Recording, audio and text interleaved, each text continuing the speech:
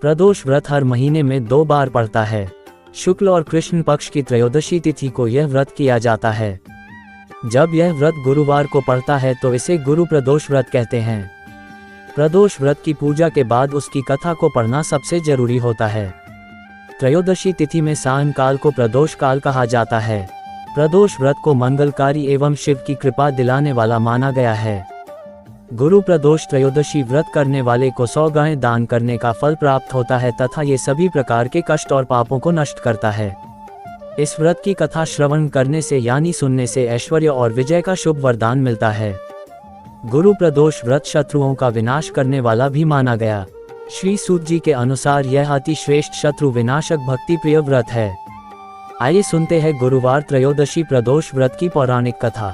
इस व्रत कथा के अनुसार एक बार इंद्र और वृतासुर की सेना में घनघोर युद्ध हुआ। देवताओं ने दैत्य सेना को पराजित कर नष्ट भ्रष्ट कर डाला। ये देख वृतासुर अत्यंत क्रोधित हो स्वयं युद्ध को उद्यत हुआ। आसुरी माया से उसने विकराल रूप धारण कर लिया। सभी देवता भयभीत हो गुरुदेव बृहस्पति की शरण में पहुंचे। बृहस्पति महाराज बोले, पहले मैं तुम्हें वृतासुर का वास्तविक परिचय दे दूं। वृतासुर बड़ा तपस्वी और कर्मनिष्ठ है। उसने गंधमादन पर्वत पर घोर तपस्या कर शिव जी को प्रसन्न किया। पूर्व समय में वह चित्ररथ नाम का राजा था। एक बार वह अपने विमान से कैलाश पर्वत चला गया।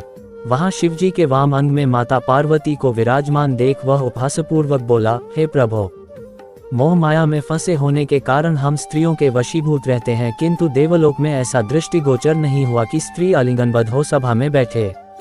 चित्ररथ के यह वचन सुन सर्वव्यापी शिवशंकर हंसकर बोले, हे राजन, मेरा व्यवहारिक दृष्टिकोण पृथक है। मैंने मृत्युदाता कालकूट महाविष का पान किया है, फिर भी तुम साधारण जन की भांति मेरा उपहास उड़ाते हो। माता पार्वती क्रोधित हो चित्ररथ से संबोधित हुई, अरे दुष्ट, तूने सर्वव्यापी महेश्वर के साथ ही मेरा भी उपहास उड़ाया है, अतएव मैं तुझे वह शिक्षा दूंगी कि फिर तू ऐसे संतों के उपहास का दुस्साहस नहीं करेगा। अब तू दैत्य स्वरूप धारण कर विमान से नीचे गिर, मैं तुझे शाप देती हूँ। जगदम्बा भवानी के अभिशाप से चित्ररथ राक्षस योनि को प्राप्त हुआ और त्वष्टा नामक ऋषि के श्रेष्ठ तप से उत्पन्न हो वृतासुर बना। गुरुदेव बृहस्पति आगे बोले, वृतासुर बाल्यकाल से ही शिव भक्त रहा है, अथे इंद्र, तुम बृहस्पति प्रदोष व्रत कर शंकर भगवान को प्रसन्न करो। देवराज ने गुरुदेव की आज्ञा का पालन कर बृहस्पति प्रदोष व्रत किया।